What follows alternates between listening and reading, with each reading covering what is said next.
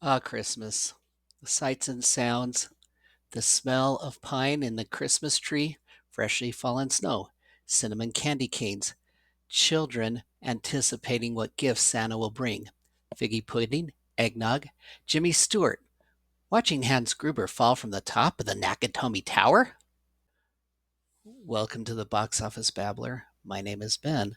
I like to talk about movies, media, computer games, television shows, and I like to provide context for the content. Today, we're going to talk about whether or not Die Hard is a Christmas movie. Let's get into the debate. Die Hard began production in 1987. The script was sold to Columbia Pictures, but was then acquired by Walt Disney, which was still a family friendly brand back in those days. It would eventually be distributed by 20th Century Fox. It was released on July 12, 1988. It was directed by John McTiernan. It stars Bruce Willis, Alan Rickman, Alexander Goodenough, and Bonnie Bedelia. The film has a simple plot. A New York cop named John McClane travels west to Los Angeles to attempt a reconciliation with his wife Holly. He shows up at her company Christmas party. In the meantime, terrorists, led by Hans Gruber, attempt to steal some untraceable bonds from the company. They take everyone at the company hostage, but McClane manages to slip away. Due to the hostages, the LA police are powerless to take action, fearing for the lives of the hostages. The terrorists nearly succeed, but are foiled by McClane. In the end, the bad guy falls from the top of a building. Husband and wife drive off together. It's a classic boy gets girl story, or maybe mature boy gets mature girl, and good triumphing over evil. Has a very satisfactory ending. Die Hard did very well at the box office. It was a blockbuster, earning over 140 million. The third installment in the franchise, Die Hard with a Vengeance, is one of the highest grossing R-rated films of all time. The Die Hard trilogy is one of the top earning franchises where all the installments are R-rated. Die Hard is considered one of the best action movies ever. AFI ranks it at number 39 on its list of action movies. It's right above one of my favorites, 2001 A Space Odyssey, which will be a future installment on this channel. Among the big debates out in the world today is Die Hard's status as a Christmas movie.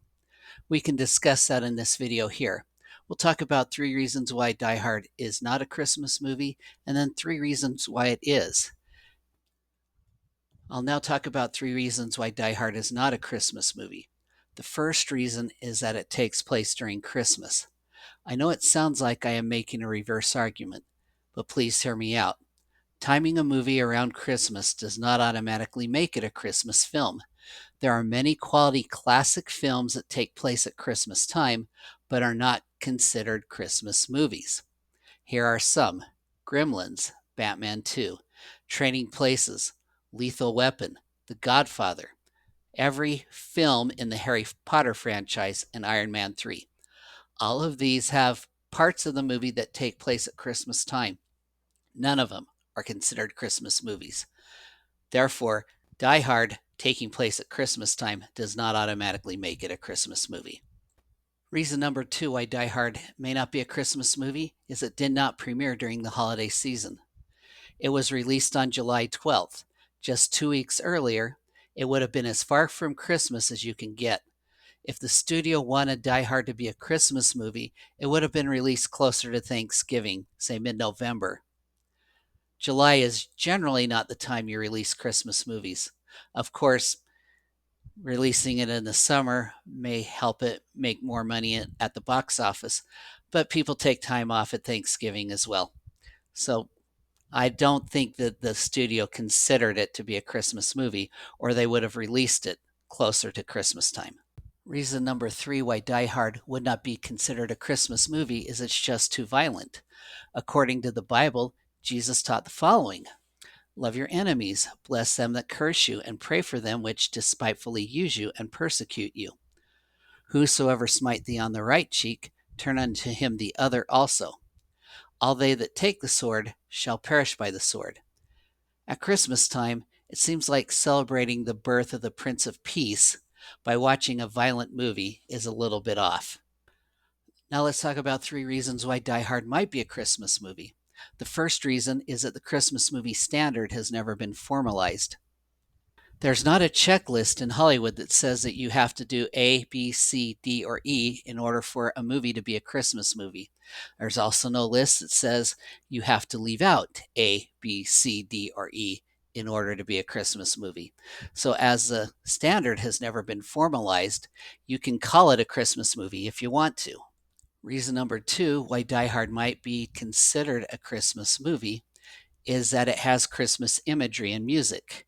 The movie takes place during a holiday party with a tree, poinsettias, holiday lighting, holiday drinks, the works. The wife of the protagonist is named Holly.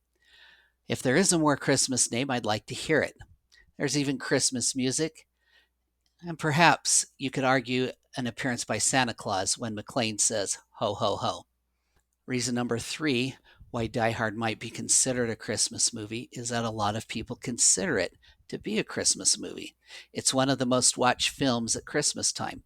According to Statista.com, in 2022, Die Hard was the number 13 most watched of all Christmas films that year. It's ahead of classics like Christmas Vacation, White Christmas, and The Polar Express. I'll link to that survey in this comment section below. Let's talk about some other strong arguments that may or may not make your point. The first is that Christmas is about family.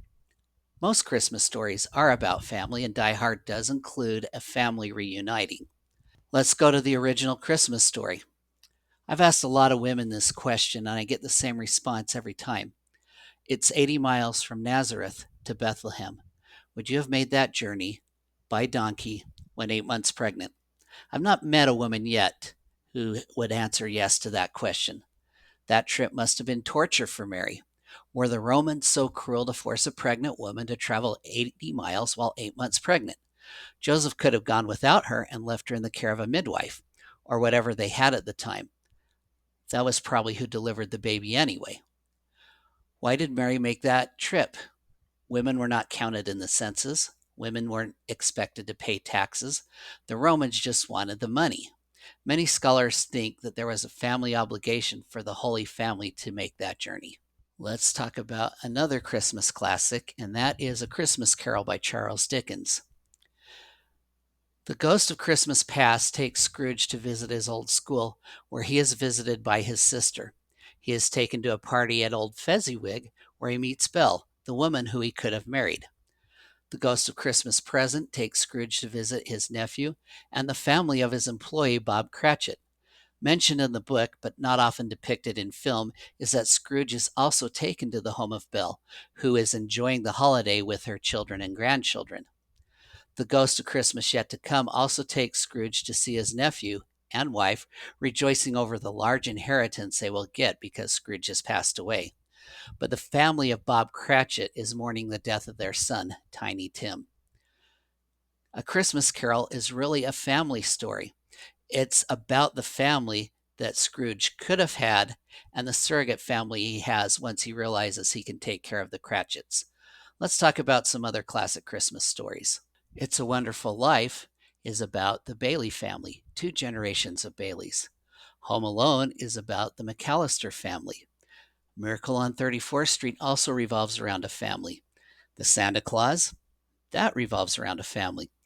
Christmas Vacation, that's a family story too. And White Christmas is a family story. Many of our most beloved holiday classics revolve around a family. Die Hard also revolves around a family. It's not the typical family you'd expect, but it is a family nonetheless. It wouldn't be a Hollywood babbler if I didn't throw in a little bit of history in the background, but let's talk about tradition. Christmas traditions. Here in the United States, we have a mixture of traditions from various European countries. Santa comes from the Netherlands, the Christmas tree from Germany. Other English traditions have survived, even if Spotted Dick did not. Gingerbread houses come from the time of Elizabeth I. We can thank our Canadian neighbors up north for ugly sweaters. Wreaths, however, go all the way back to ancient Rome and Greece. While our holiday traditions come from unusual and disparate origins, there are some new ones that I find funny, like Festivus, which was invented for a Seinfeld episode. Some people take it seriously and celebrate it as part of their holiday tradition every year. Elf on the Shelf is also a recent tradition. I find that a little bit silly. Reporting back to Santa Claus. Yeah, that's a spy racket. Movies are also a recent invention, and watching them at home is even more recent. When I was a young child, we had 5 stations in my TV market. 2 of them were educational. At that time, we were stuck with whatever the TV stations wanted to show. As they didn't want to pay employees double time, and people didn't want to advertise on TV. TV stations usually showed films in the public domain. These were often older movies and low in quality, usually an old TV adaptation of A Christmas Carol or some other movie that had fallen into the public domain. There were also a lot of Bugs Bunny cartoons.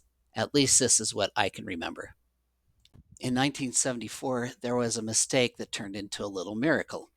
Due to a clerical error, the rights to It's a Wonderful Life were lost. The film fell into the public domain. Finally, there was a good movie to show on Christmas Eve and Christmas Day. Every channel was playing it over and over again. No matter where you turn, Henry, not Harry Potter, was stealing 8 large from the Bailey family, and it was everywhere.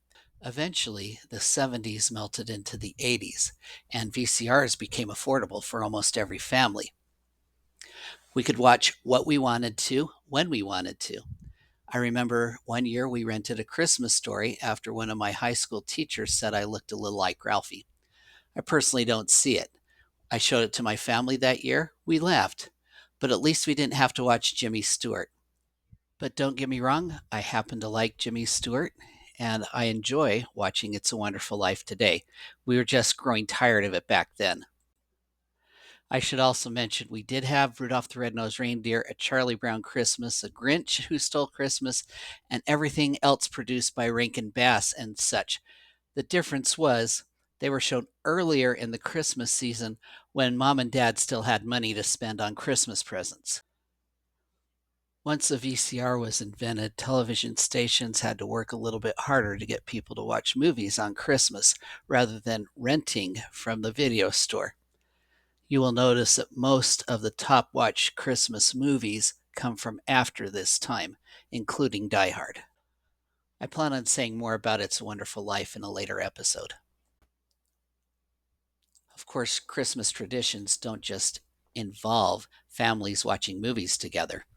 Let's discuss the celebration of Christmas here in the United States. The Pilgrims who settled Massachusetts did not celebrate Christmas at all. According to History.com, Christmas was not a federal holiday until 1870. That is 5 years after the Civil War. A lot of American history happened before Congress decided to let civil servants take the day off.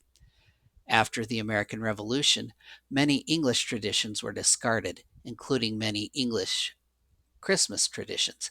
This is why we still do not have spotted dick and some English puddings here. Later on, Washington Irving reinvigorated Christmas in the United States.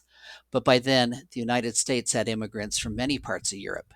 Most immigrants, whether from England, Ireland, Italy, or Northern Europe, brought traditions from their respective homelands. No two families in the United States celebrate Christmas the same way. Now for my conclusion. Die Hard is indeed a Christmas film.